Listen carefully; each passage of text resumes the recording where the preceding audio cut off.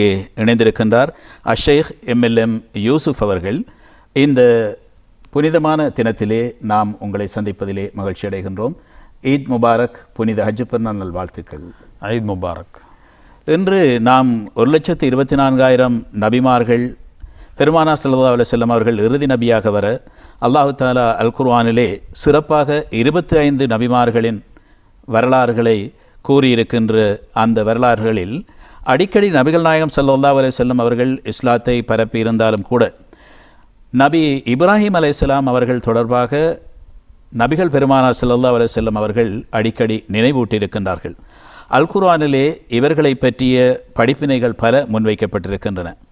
இப்படியான நிலையில் நபிகள் நாயகம் ஸல்லல்லாஹு அலைஹி வஸல்லம் அவர்களுடைய இந்த போதனை இன்றைய நாளிலே நாம் இன்று நினைவு கூறுகின்ற நபி இப்ராஹிம் அலைஹிஸ்ஸலாத்து வஸ்ஸலாம் அவர்களுடைய அந்த அழைப்புக்கும் பெருமானார் ஸல்லல்லாஹு அலைஹி வஸல்லம் அவர்களுடைய போதனைகளுக்கும் இடையிலே இருக்கின்ற தொடர்பை பற்றி முதலிலே நாம் இன்று நினைவுபடுத்தினால் நன்றாக இருக்கும்.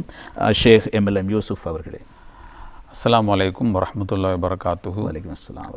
அல்லாஹு அக்பர், அல்லாஹு அக்பர், அல்லாஹு அக்பர், அல்லாஹு அக்பர், அல்லாஹு அக்பர், அல்லாஹு அக்பர், லா இலாஹ இல்லல்லாஹு, அல்லாஹு அக்பர், அல்லாஹு அக்பர், வலில்லாஹில் ஹம்த். அனைத்து சகோதரர்களுக்கும் ஈதுல் அல்ஹா ஹஜ் பெருநாள் வாழ்த்துக்கள். ஈதுக்கும் முபாரக். இன்றைய நாளில், அதாவது ஹஜ் பெருநாளுடைய தினத்தில், ஹஜ்ஜுடைய காலத்தில் அதிகமாக ஞாபகப்படுத்தப்படக்கூடிய ஒருவராக இருப்பது ஹதரத் இப்ராஹிம் அலைஹிஸ்ஸலாத்து வஸ்ஸலாம் அவர்கள். ஹதரத் இப்ராஹிம் அலைஹிஸ்ஸலாத்து வஸ்ஸலாம் அவர்கள் நபி ஸல்லல்லாஹு அலைஹி வஸல்லம் அவர்கள் அதிகமாக ஞாபகப்படுத்தக்கூடிய ஒரு நபியாக இருந்தார்கள். காரணம், ஹதரத் இப்ராஹிம் அலைஹிஸ்ஸலாத்து வஸ்ஸலாம் அவர்களுடைய பரம்பரையில் தான் நபி ஸல்லல்லாஹு அலைஹி வஸல்லம் அவர்கள் வந்தார்கள் என்பது மட்டுமல்ல, ஹதரத் இஸ்மாயில் அலைஹிஸ்ஸலாத்து வஸ்ஸலாம் அவர்களுடைய பரம்பரையில் வந்தவர்கள் தான் அரபிகள். எனவே இப்ராஹிம் அலைஹிஸ்ஸலாம் அவர்களை பற்றி ஏற்கனவே ஒரு அறிமுகம் இருந்தது.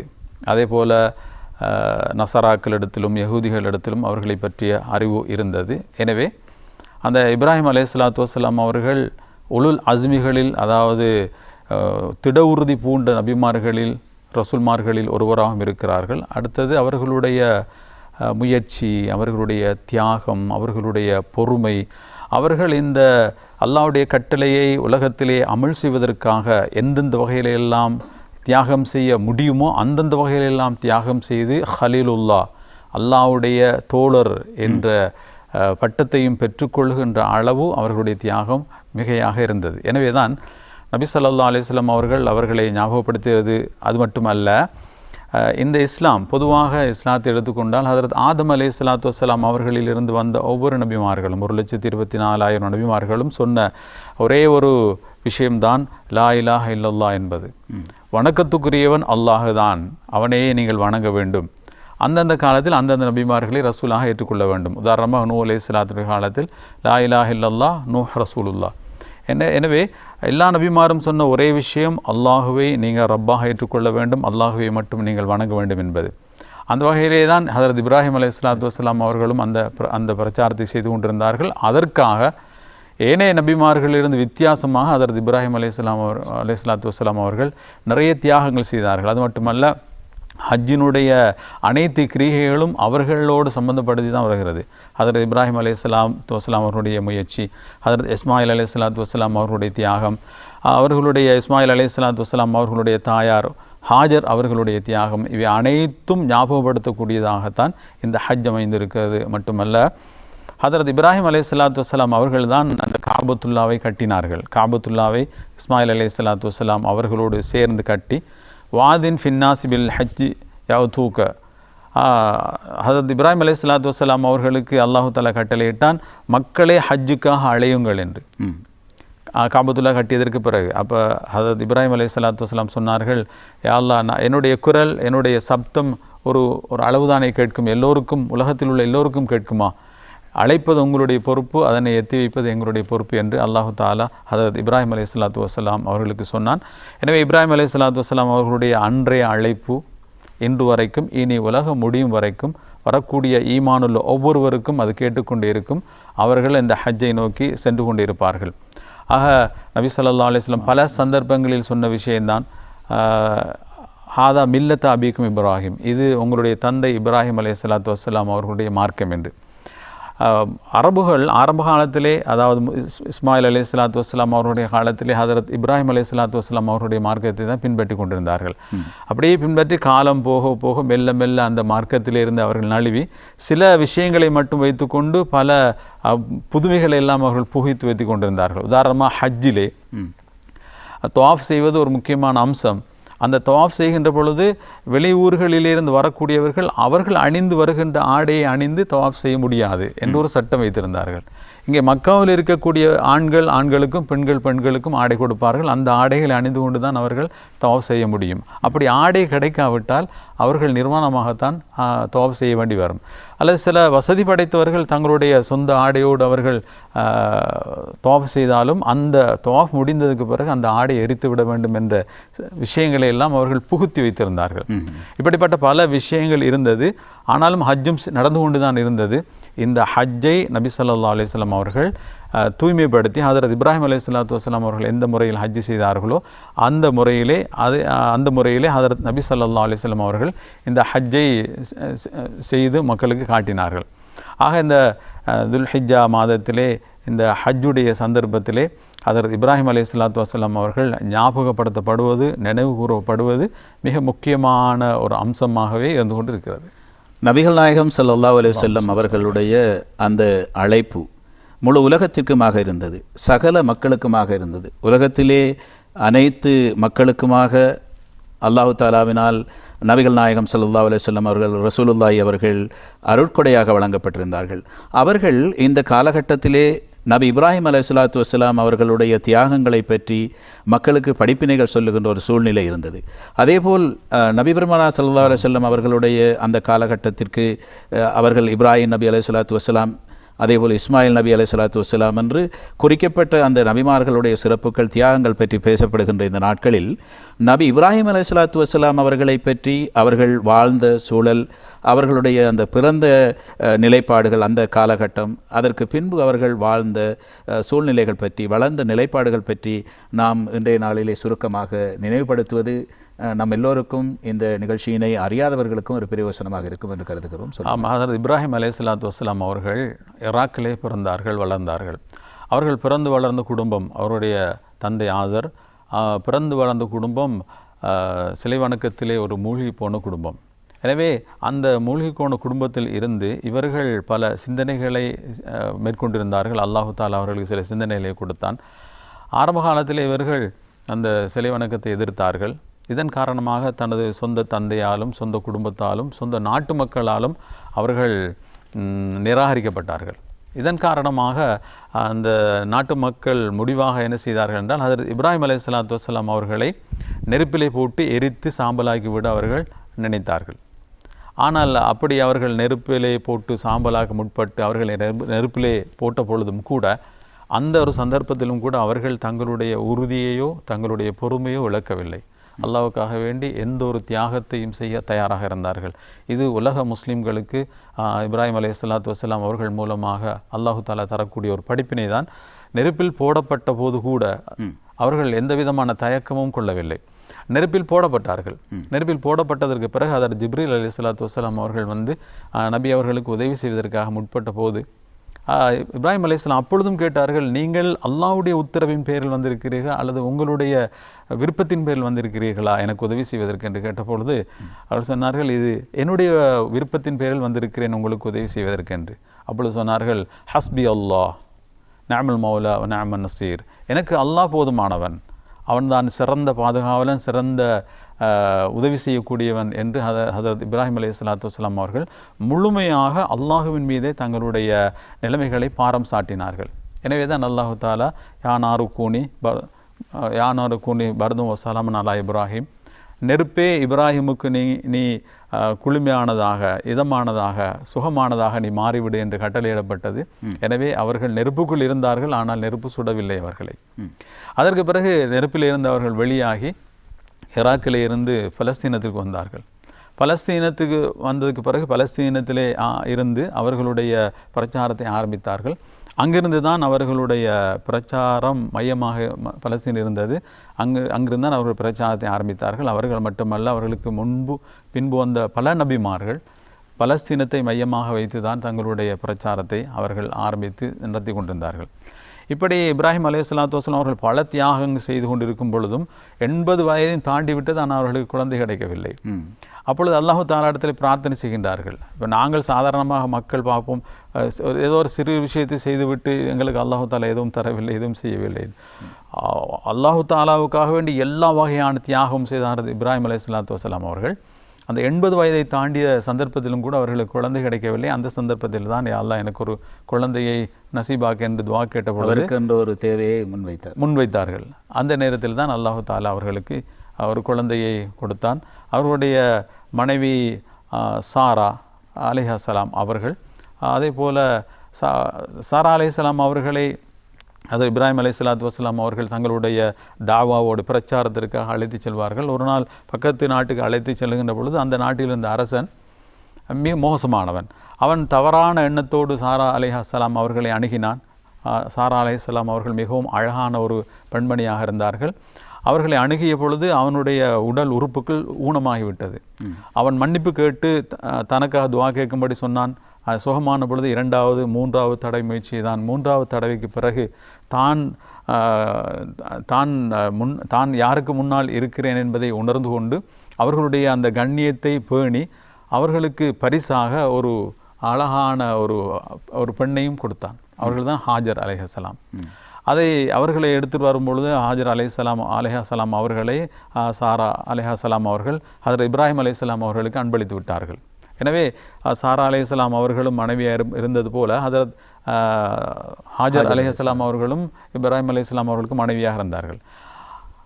முதலில் திருமணம் செய்திருந்த சாரா அலைஹிஸ்ஸலாம் அவர்களை விட 2வது திருமணம் செய்திருந்த ஹஜ்ரத் ஹாஜர் அலைஹிஸ்ஸலாம் அவர்களுக்கு தான் முதலாவது குழந்தை கிடைத்தது.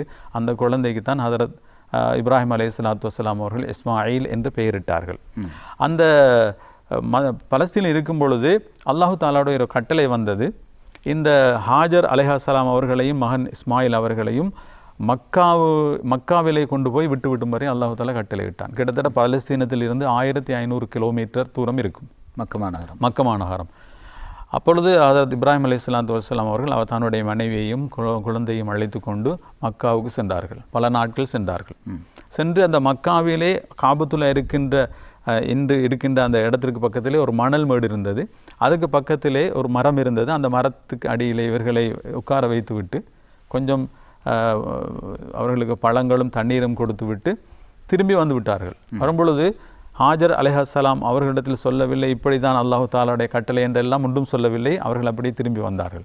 வரும்பொழுது ஹாஜர் அலைஹிஸ்ஸலாம் அவர்கள் கேட்டார்கள், இப்ராஹிம் எங்களை விட்டுவிட்டு எங்கே செல்கிறீர்கள் என்று. இது அல்லாஹ்வுடைய கட்டளை என்று கேட்டபொழுது ஆம் என்று சொன்னார்கள். அப்பொழுது ஹாஜர் அலைஹிஸ்ஸலாம் அவர்கள் சொன்னார்கள், இது அல்லாஹ்வுடைய கட்டளையாக இருந்தால் அல்லாஹ் எங்களை ஒரு நாளும் வீணாக்க மாட்டான், அல்லாஹ் எங்களை பாதுகாப்பான் என்ற உறுதியோடு அவர்கள் சொன்னார்கள். அதுபோல் இப்ராஹிம் அலைஹிஸ்ஸலாம் அவர்கள் பலஸ்தீனத்துக்கு வந்து விட்டார்கள். இதற்கு பிறகு இன்னும் சில தடவைகள், அதாவது இஸ்மாயில் அலைஹிஸ்ஸலாம் அவர்களுடைய 13வது வயதில் ஒரு முறையும், இஸ்மாயில் அலைஹிஸ்ஸலாம் அவர்கள் முதலாவது திருமணம் செய்திருந்த சந்தர்ப்பத்தில் ஒரு முறையும், 2வது திருமணம் செய்திருந்த சந்தர்ப்பத்தில் ஒரு முறையும், அதற்கு பிறகு இன்னொரு முறையுமாக மொத்தம் 5 தடவைகள் ஹஜ்ரத் இப்ராஹிம் அலைஹிஸ்ஸலாத்து வஸ்ஸலாம் அவர்கள் இந்த பலஸ்தீனத்திலிருந்து மக்காவை நோக்கி 1500 கிலோமீட்டர் தூரத்தை அவர்கள் சென்று வந்து கொண்டிருந்தார்கள். அதுவும் 80 வயதுக்கு பிறகு கிடைத்த குழந்தை என்றால் அவர்களுக்கு எவ்வளோ வயது இருக்கும். அந்த வயதிலும் கூட அல்லாஹ்வுக்காக வேண்டி தியாகம் செய்ய சென்றார்கள். அல்லாஹ் சுப்ஹானஹு தஆலா இந்த மக்கமா நகரை உருவாக்குவதற்காகவும் இந்த காபத்துல்லாவை உருவாக்குவதற்காகவும் அங்கே முஹம்மது ஸல்லல்லாஹு அலைஹி வஸல்லம் அவர்களை பிறக்க வைப்பதற்கான பல ஏற்பாடுகளுக்காக ஹஜ்ரத் இப்ராஹிம் அலைஹிஸ்ஸலாத்து வஸ்ஸலாம் அவர்களையும் ஹஜ்ரத் ஹாஜர் அலைஹிஸ்ஸலாத்து வஸ்ஸலாம் அவர்களையும் ஹஜ்ரத் இஸ்மாயில் அலைஹிஸ்ஸலாத்து வஸ்ஸலாம் அவர்களையும் தியாகம் செய்து வைத்தான். ஒவ்வொரு தியாகத்திற்கு பின்னாலும் ஒவ்வொரு உண்மைகள் இருந்து கொண்டிருக்கிறது என்பதை ஹஜ்ரத் இப்ராஹிம் அலைஹிஸ்ஸலாத்து வஸ்ஸலாம் அவர்களுடைய வரலாற்றின் மூலமாக நாங்கள் பார்க்க முடியும். கிட்டத்தட்ட 150 வருடங்கள், அது 169 அல்லது 175 195 என்று சொல்லப்படுகிறது. இத்தனை வருடங்கள் ஹஜ்ரத் இப்ராஹிம் அலைஹிஸ்ஸலாத்து வஸ்ஸலாம் அவர்கள் வாழ்ந்து பலஸ்தீனத்திலே வஃபாத்தானார்கள். பெருமானார் ஸல்லல்லாஹு அலைஹி வஸல்லம் அவர்கள் கூட இந்த விடயங்கள் தொடர்பாக அவருடைய பிற்காலத்திலே வலியுறுத்தி இருக்கின்றார்கள். நீங்கள் குறிப்பிட்டது போல இந்த தியாகங்களை பற்றி நாங்கள் பார்க்கின்ற பொழுது இப்பொழுது இருக்கின்ற தகவல் தொடர்பான தொழில்நுட்பங்களோ அல்லது திசை காட்டுகின்ற சமிச்சைகளோ அது மாத்திரமல்லாமல் நவீன தொடர்பு சாதனங்கள் போக்குவரத்துகள் அந்த காலத்திலே இருக்கவில்லை. நீங்கள் சொன்னது போல 80 வயதை தாண்டிய காலகட்டத்திலே குழந்தை கிடைப்பதற்கான ஒரு பாக்கியம் ஏற்படுகின்றது. அதேபோல் அவர்கள் பல வருடக்கணக்காக அதற்கு பின்பும் வாழுகின்றார்கள். இந்த இவ்வளவு தூரத்தையும் அவர்கள் கடந்து வருவதற்காக எடுத்துக்கொண்ட முயற்சிகள், அல்லாஹ் தஆலாவுடைய கட்டளை நிறைவேற்றுவதற்காக எடுத்துக்கொண்ட பகீரத பிரயத்தனங்கள், இதனோடு சேர்ந்து அவர் இவ்வளவு தூரமும் வருவதற்காக அவர் செய்த தியாகங்கள், அவருடைய பொறுமைகள், இந்த விடயங்களிலிருந்து எடுத்துக்கொள்ளுகின்ற படிப்பினைகள் இப்பொழுது இருக்கின்ற சமூகத்துக்கு நாம் எப்படி ஒப்பிட்டு ரீதியாக சில விடயங்களை சுட்டிக்காட்டலாம்? நிறைய படிப்பினைகள் இருக்கிறது. முதலாவது, ஹஜ்ரத் இப்ராஹிம் அலைஹிஸ்ஸலாத்து வஸ்ஸலாம் அவர்களை அந்த முஷ்ரிக்கீன்கள் நெருப்பிலே போட்ட பொழுது அவர்கள் அல்லாவை குறை சொல்லவில்லை, தன்னை குறை சொல்லவில்லை, எதுவும் சொல்லவில்லை. ஹஸ்பி அல்லாஹ், எனக்கு அல்லாஹ் போதுமானவன் என்று சொன்னார்கள். அதன் காரணமாகத்தான், அதற்கு பரிசாகத்தான் ஹஜ்ரத் இஸ்மாயில் அலைஹிஸ்ஸலாத்து வஸ்ஸலாம் என்ற குழந்தையை, என்ற மிகவும் இரக்கமான ஒரு குழந்தையை அவர்களுக்கு கொடுத்தான். அதே போல் இப்ராஹிம் அலைஹிஸ்ஸலாத்து வஸ்ஸலாம் அவர்கள் முதலாவது தன்னுடைய மனைவியையும் குழந்தையும் விட்டு வந்தபோது அவர்கள் எவ்வளவு தியாகம் செய்தார்களோ அதே அளவு தியாகம் செய்யக்கூடியவர்களாக மனைவியும் அவருடைய மகனும் இருந்தார்கள். பிறகு இரண்டாவது தடவை மக்காவுக்கு போகிறார்கள். தன்னுடைய மகன் கிட்டத்தட்ட 13-14 வயது இருக்கும். அந்த நேரத்தில் போய் தன்னுடைய மகனை பார்த்து சொல்கிறார்கள், யா புனைய இன்னி ஆராஃபில் மனாமி அன்னி அஸ்பஹுக் ஃபந்தூர் மாதா தரா. என் அருமையான மகனே, 13 வருஷத்துக்கு பிறகு தன்னுடைய பிள்ளையையும் மனைவியையும் விட்டு சென்று 13 வருடத்திற்கு பிறகு திரும்பி வந்து சொல்கிறார்கள், என் அருமை மகனே, உன்னை அறுத்து பலியிடுமாறு கனவுலே எனக்கு காட்டப்பட்டது, உன்னுடைய அபிப்பிராயம் என்ன என்று கேட்டார்கள். அப்போது இவ்வளவு காலத்துக்கு பிறகு வந்த தந்தை இவ்வாறு கேட்கிறாரே என்றெல்லாம் இல்லை. யாபத்திஃபல் மாதோமார், என்னுடைய அருமையான தந்தையை, உங்களுக்கு அல்லாஹ் என்ன கட்டளையிட்டானோ அதை நீங்கள் செய்யுங்கள் என்று ஒரு பிள்ளையாக, ஒரு மகனாக எப்படி ஒரு தந்தைக்கு அடிபணிய வேண்டுமோ அந்த முறையில் அவர்கள் சொல்கிறார்கள். எனவே தான் ஹஜ்ரத் இப்ராஹிம் அலைஹிஸ்ஸலாத்து வஸ்ஸலாம் அவர்கள் தன்னுடைய மகனை மினாவுக்கு அழைத்து செல்கிறார்கள். அழைத்து சென்று குப்புற போட்டு அவர்கள் அறுப்பதற்கு முற்படுகிறார்கள். அப்பொழுது அறுக்க முற்பட்ட பொழுதுதான் அல்லாஹு தாலா இப்ராஹிம் அலைஹிஸ்ஸலாத்து வஸ்ஸலாம் அவர்களை அழைத்து, இப்ராஹிமே, நீங்கள் கண்ட கனவை உண்மையாக ஆக்கிவிட்டீர்கள் என்று சொல்லி அல்லாஹு தாலா ஒரு ஆட்டை கொடுக்கிறான். அந்த ஆட்டை அவர்கள் குர்பான் செய்கிறார்கள்.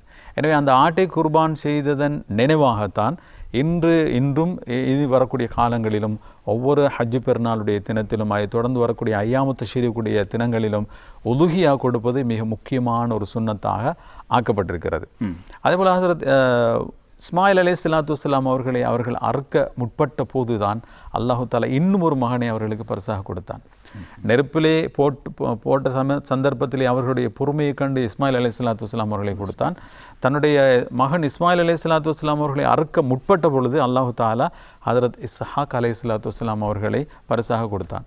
இஸ்ஹாக் அலைஹிஸ்ஸலாத்து வஸ்ஸலாம் அவர்கள் சாரா அலைஹிஸ்ஸலாத்து வஸ்ஸலாம் அவர்களுக்கு குழந்தையாக பிறக்கிறார்கள். அது எந்த அளவு என்று சொன்னால், மலக்குமார்கள் வந்து இந்த நற்செய்தியை இப்ராஹிம் அலைஹிஸ்ஸலாத்து வஸ்ஸலாம் அவர்களிடத்தை சொல்லும் பொழுது அதை கேட்டுக்கொண்டிருந்த மனைவி சாரா அலைஹிஸ்ஸலாம் அவர்கள் தன்னுடைய கன்னத்தில் அடித்துக்கொண்டு, இந்த வயதிலுமா, அதாவது என்னுடைய கணவரும் கிளப்பருவத்தை அடைந்து விட்டார், நானும் கிளப்பருவத்தை அடைந்த ஒரு மலடியாக இருக்கிறேன், எனக்கு குழந்தை பிறக்குமா? ஆச்சரியமும் வியப்பும் கலந்து அவர்கள் கேட்ட பொழுது, அல்லாஹ் நாடுகிறான், அது நடக்கும் என்று மலக்குமார்கள் சொன்னார்கள். அந்த வகையில் தான் ஹஜ்ரத் இஸ்ஹாக் அலைஹிஸ்ஸலாம் அவர்கள், அதை தொடர்ந்து அந்த பரம்பரையிலே நிறைய நபிமார்கள் வந்திருக்கிறார்கள்.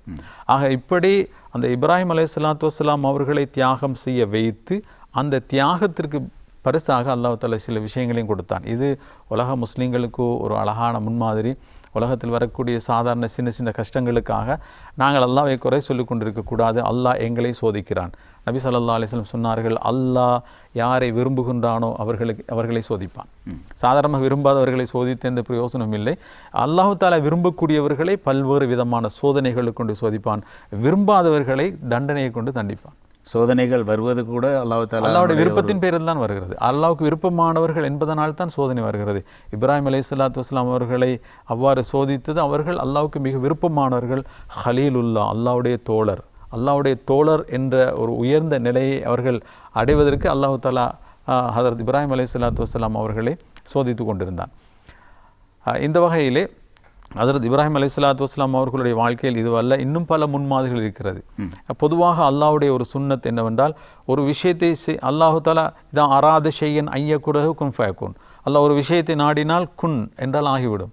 ஆனாலும் அல்லாஹு தாலா ஒவ்வொன்றுக்கும் ஒவ்வொரு கால அளவையும் ஒரு சுண்ணாவை ஒரு வழிமுறையும் வைத்திருக்கிறான், படிப்பினைகளை வைத்திருக்கிறான். மக்காவை அல்லாஹு தாலா அந்த நகரத்தை உருவாக்கி இருக்கலாம்.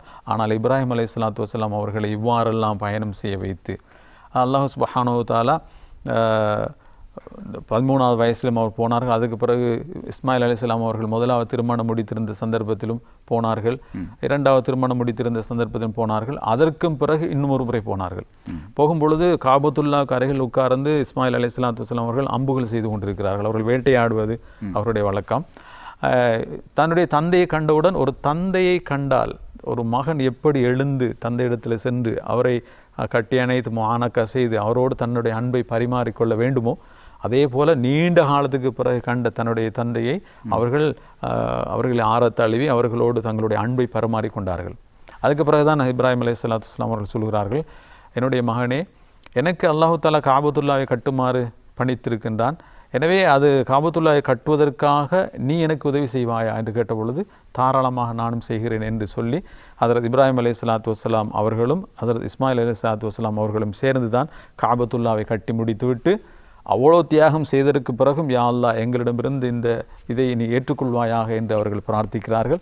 அதற்கு பிறகு அல்லாஹு தாலா ஹஜ்ஜுக்கு அழைப்பு கொடுக்குமாறு சொல்கிறான். எனவே தான் ஹஜ்ஜிலே ஹதரத் இப்ராஹிம் அலைஹிஸ்ஸலாத்து வஸ்ஸலாம் அவர்கள் செய்த ஒவ்வொரு விஷயங்களையும் ஹாஜர் அலைஹிஸ்ஸலாம் அவர்கள், அதாவது தன்னுடைய குழந்தைக்கு தண்ணீர் தேடுவதற்காக சஃபா மர்வாவுக்கு இடையில் ஓடினார்கள். இன்று சஃபா மர்வாவுக்கு இடையில் ஓடுவது தொங்கோட்டம். இன்று சஃபா மர்வாவுக்கு இடையில் ஓடுவது ரொம்ப இலகுவானது. ஏனென்றால் சஃபா மலையும் மர்வா மலையும் அதுக்கு இடையிலே நல்ல மாபிள் போட்டிருக்கிறது. அது ஒரு கஷ்டமான விஷயம் அல்ல. அன்று தங்களுடைய உடையை உயர்த்தி கொண்டு அவர்கள் சஃபாவிலிருந்து மர்வாவுக்கு சென்றார்கள். தண்ணீர் தேடி சென்றார்கள். அதுவும் பயங்கரமான சந்தர்ப்பம், யாரும் இல்லாத ஒரு சந்தர்ப்பம், தன்னுடைய குழந்தை அங்கே தனியே இருக்கிறது. அப்படியான ஒரு சந்தர்ப்பத்திலும் எந்த விதமான குறைபாடுகளும் இல்லாமல் சஃபாவிலிருந்து மர்வாவுக்கு சென்றார்கள், மர்வாவிலிருந்து சஃபாவுக்கு சென்றார்கள். இப்படி 7 முறை 2 மலைகளுக்களையும் ஓடியதற்கு பிறகுதான் தன்னுடைய குழந்தைக்கு இடத்துல ஒரு சத்தம் வந்தது. அங்கே வந்து பார்க்கும் பொழுது ஒரு மலக், அதாவது ஜிப்ரீல் அலைஹிஸ்ஸலாத்து வஸ்ஸலாம் அவர்கள் தங்களுடைய இறக்கையால் அடிக்க அங்கே தண்ணீர் பீரிட்டு வந்து கொண்டிருந்தது. அதை இவர்கள் ஜம்சம் என்று கூறி அந்த தண்ணீரை அணை கட்டி அந்த தண்ணீரை சேர்த்து கொண்டார்கள்.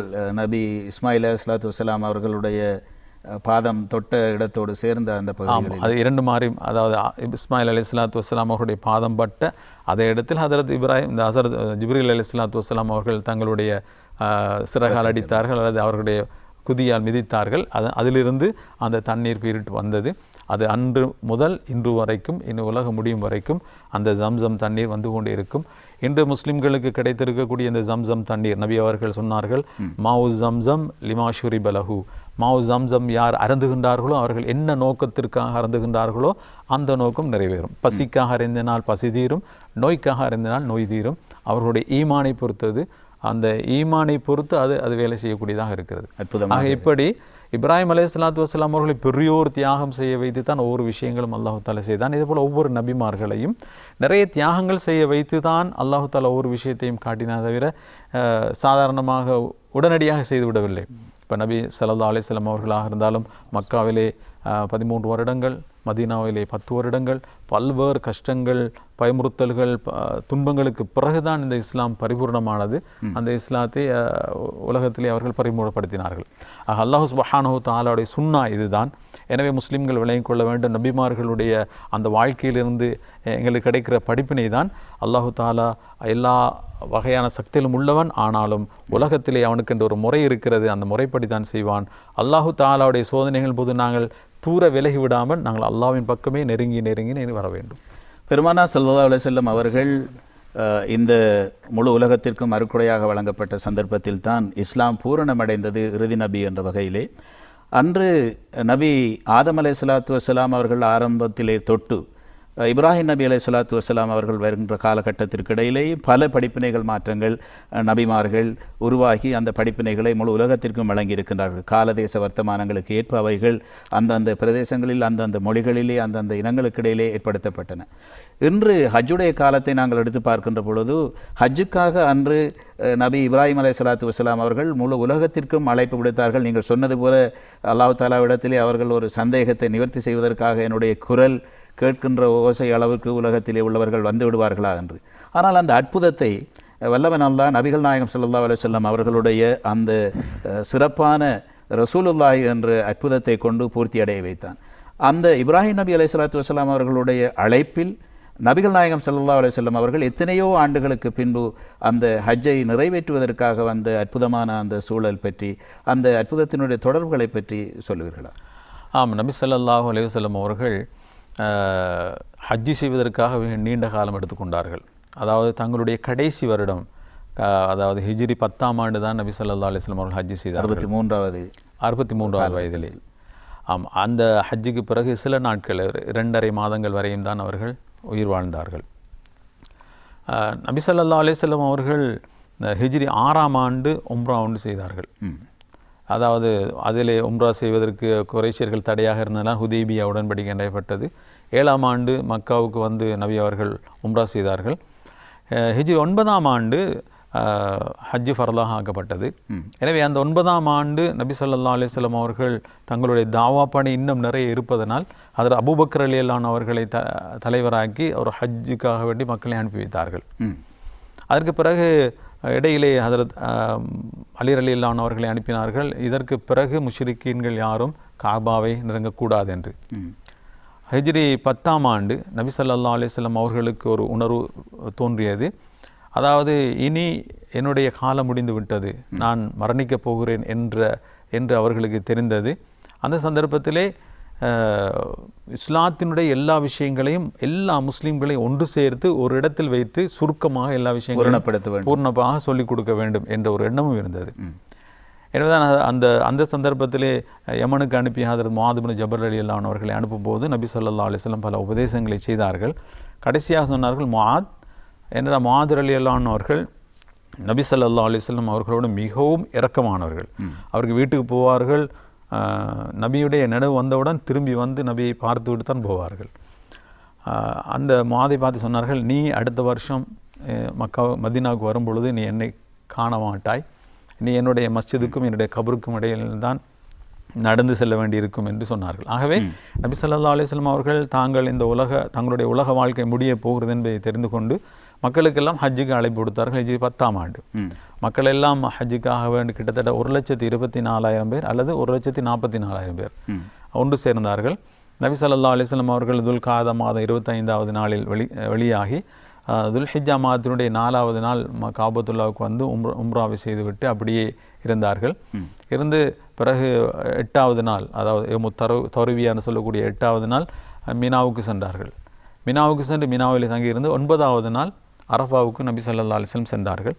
அரஃபாவுக்கு சென்று ஜபலுர் ரஹ்மாவுக்கு அருகில் இருந்து கொண்டு ஒரு முக்கியமான பிரசங்கம் செய்தார்கள் நபி ஸல்லல்லாஹு அலைஹி வஸல்லம் அவர்கள். அந்த பிரசங்கம் மிக இஸ்லாத்தினுடைய அனைத்து விஷயங்களை உள்ளடக்கிய ஒரு பிரசங்கமாக அமைந்திருந்தது. அதில் பல விஷயங்களை இறுதி பிரசங்கம், அது இறுதி பிரசங்கம் என்று சொல்லப்படுகிறது. அது முழுவதுமாக ஒரு முழுமையானது. ஆனால் அதுக்கு பிறகும் நபி அவர்கள் பல பிரசங்கங்கள் செய்தார்கள். அந்த பிரசங்கத்தில் சொல்லப்பட்ட மிக முக்கியமான விஷயம்தான் ஒன்று, ஒவ்வொரு மனிதனுடைய சுதந்திரத்தை பற்றி சொன்னார்கள். அதாவது மக்கா எவ்வளவு கண்ணியமான ஒரு இடமோ, இந்த அரஃபா எவ்வளோ கண்ணியமான இடமோ, இந்த துல்ஹிஜ்ஜா மாதம் எவ்வளோ கண்ணியமான ஒரு மாதமோ, அதே போல் உங்கள் ஒவ்வொருவருடைய உயிரும் பொருளும் கண்ணியமானது. ஆக ஒவ்வொரு மனிதனும் சுதந்திரமானவன், அவன் சுதந்திரமாக வாழ முடியும். அவனுடைய சொத்து அவனுடைய சுதந்திரம், அவனுடைய உயிர் அவனுடைய சுதந்திரம். வேறு யாரும் அடுத்த ஒரு மனிதனுடைய உயிருக்கோ அவனுடைய சொத்துக்கோ எந்தவித பாதிப்பும் நிகழ்த்துவதற்கு எந்த விதமான அதிகாரமும் இல்லை என்பதை சொன்னார்கள். அடுத்து சொன்னார்கள், ஒவ்வொரு மனிதனும் அவனவன் செய்த குற்றத்திற்கு அவனவன் தான் பதிலளிக்க வேண்டுமே தவிர மகன் செய்த குற்றத்திற்கு வாப்பாவோ, வாப்பா செய்த குற்றத்துக்கு மகனோ பதிலளிக்க வேண்டிய அவசியம் இல்லை. அதே போல் ஒவ்வொரு தந்தையும் தன்னுடைய பிள்ளைகளுக்கு அநியாயம் செய்துவிட வேண்டாம். அதே போல் ஒவ்வொரு பிள்ளைகளும் தங்களுடைய பெற்றோருக்கு அநியாயம் செய்துவிட வேண்டாம். அது மிக முக்கியமான இன்னொரு விஷயம் சொன்னார்கள். பெண்களை பற்றி சொன்னார்கள். பெண்களுடைய விஷயத்தில் நீங்கள் அல்லாஹ்வுக்கு பயந்து நடந்து கொள்ளுங்கள். ஏனென்றால் அவர்கள் பலவீனமானவர்கள். சில வார்த்தைகளை கொண்டு உங்களுக்கு நீங்கள் அவர்களை சொந்தமாக ஆக்கி கொண்டிருக்கிறீர்கள். எனவே பெண்களுக்கு உரிமைகளை கொடுங்கள். அவர்கள் மனைவிகள் ஆனால் உங்களுக்கு செய்ய வேண்டியது, உங்களுடைய வீட்டில் உங்களுக்கு விருப்பமில்லாதவர்களை அவர்கள் சேர்த்துக்கொள்ளக்கூடாது, அவ்வளவுதான். அந்த மனைவிமார்களுக்கு நீங்கள் செய்ய வேண்டியது, நீங்கள் அவர்களுக்கு உணவும் அளித்து வர வேண்டும், அதே மாதிரி உடையும் அளித்து வர வேண்டும். அவர்களுக்கு உணவும் உடையும் நீங்கள் தொடர்ந்து அளித்து வர வேண்டும். அப்புறம் அதில் இன்னும் இடையில் முக்கியமான சொன்னார்கள், எனக்கு பிறகு இன்னும் ஒரு நபி வரமாட்டார், எனக்கு பிறகு நபியே இல்லை, ஆகவே நான் தான் கடைசி நபி, என்ன நீங்கள் தான் கடைசி உம்மத், ஆகவே நீங்கள் அல்லாவை தவிர வேறு யாரையும் வணங்காதீர்கள். அடுத்தது தொழுகையை அழகான முறையில் கடைபிடித்து கொண்டு வாருங்கள். அடுத்தது விருப்பத்தோடு ஜக்காத்தை கொடுத்து வாருங்கள். அடுத்தது ரமலானுடைய மாதத்திலே நோன்பு பிடியுங்கள். அதே போல் ஹஜ்ஜையும் நீங்கள் செய்து வாருங்கள். இந்த 5 கடமைகளையும் வலியுறுத்தி நபி அவர்கள் அந்த சந்தர்ப்பத்தில் சொல்லிவிட்டு சொன்னார்கள், இன்றைக்கு பிறகு நீங்கள் என்னை காண்பது குறைவாக இருக்கும், ஆகவே நான் உங்களுக்கு 2 விஷயங்களை விட்டு போகிறேன். அந்த 2 விஷயங்களை நீங்கள் சரியான முறையை கடைபிடித்தால் நீங்கள் ஒரு நாள் வழி தவற மாட்டீர்கள். ஒன்று கிதாபுல்லா, அல்லாஹ்வுடைய வேதமான அல் குர்ஆன். இரண்டாவது நீங்கள் என்னிடத்தில் கேட்கக்கூடிய இந்த ஹதீஸ். இது 2ஐயும் நீங்கள் கடைபிடித்தீர்கள் என்றால் ஒரு நாள் வழி தவற மாட்டீர்கள் என்ற நிறைய விஷயங்கள் அடங்கிய சுருக்கமான ஒரு பயானை நபி ஸல்லல்லாஹு அலைஹி வஸல்லம் அவர்கள் அந்த அரஃபாத்துடைய மைதானத்திலே செய்தார்கள். அந்த நேரத்தில் தான் ஹஜ்ஜத்துல் விதாவிலே செய்தார்கள். அந்த நேரத்தில் தான் ஒரு இறுதி வசனம் இறங்கியது, அல் யோம அக்மல்து லக்கும் தீனக்கும், இன்றோடு உங்களுடைய மார்க்கத்தை நாங்கள் உங்களுக்கு பூர்ணப்படுத்தி விட்டோம் என்ற ஒரு வசனம் இறங்கியது. அந்த இடத்தில் ஹஜ்ரத் உமர் ரலியல்லாஹு அன்ஹு அவர்கள் அழுதார்கள். நபி ஸல்லல்லாஹு அலைஹி வஸல்லம் காரணம் கேட்டார்கள், ஏன் அழுகிறீர்கள் என்று. உமர் ரலியல்லாஹு அன்ஹு சொன்னார்கள், எது பூர்ணமாகி விட்டதோ அது குறைய ஆரம்பித்து விடும், அதை நினைத்து தான் நான் அழுகிறேன் என்று சொன்னார். நபி ஸல்லல்லாஹு அலைஹி வஸல்லம், ஆம், எது பூரணமாகிறதோ அது குறைய ஆரம்பிக்கும். எனவே நபி அவர்களுடைய காலத்தில் பூரணமானது அது குறைந்து கொண்டே வருகிறது. இனி இறுதி காலம் வரும்பொழுது இன்னும் மார்க்கத்தினுடைய செயற்பாடுகள் குறைந்து கொண்டே போகும். அல்லாஹ் தான் எங்களை சரியான முஸ்லிம்களாக வாழ்வதற்கும் இந்த இபாதத்துக்களை ஒழுங்காக கடைபிடிப்பதற்கும் தௌஃபீக் செய்ய வேண்டும். இந்த புனிதமான ஹஜ்ஜுடைய தினத்திலே, இந்த ஈதுல் அல்ஹா தினத்திலே நாம் சிந்திப்பதற்கு, நமது அடுத்த தலைமுறைக்கு விட்டு செல்வதற்கு நமது மூத்தவர்கள் முன்னோர்கள் தந்த பல விடயங்கள் இருக்கின்றன. இன்றைய நிகழ்ச்சியிலே கலந்து கொண்டு மிக பெருமதியான பல விடயங்களை நம்மோடு பகிர்ந்து நமது நேயர்களோடு இதனை பகிர்ந்து கொண்டமைக்காக ஷேக் எம்எல்எம் யூசுப் அவர்களே உங்களுக்கு எமது மனமார்ந்த நன்றிகளை, வாழ்த்துக்களை தெரிவித்துக் கொள்கின்றோம். அஸ்ஸலாமு அலைக்கும் வரஹ்மத்துல்லாஹி வபரகாத்துஹு. வஅலைக்கும் அஸ்ஸலாம் வரஹ்மத்துல்லாஹி வபரகாத்துஹு.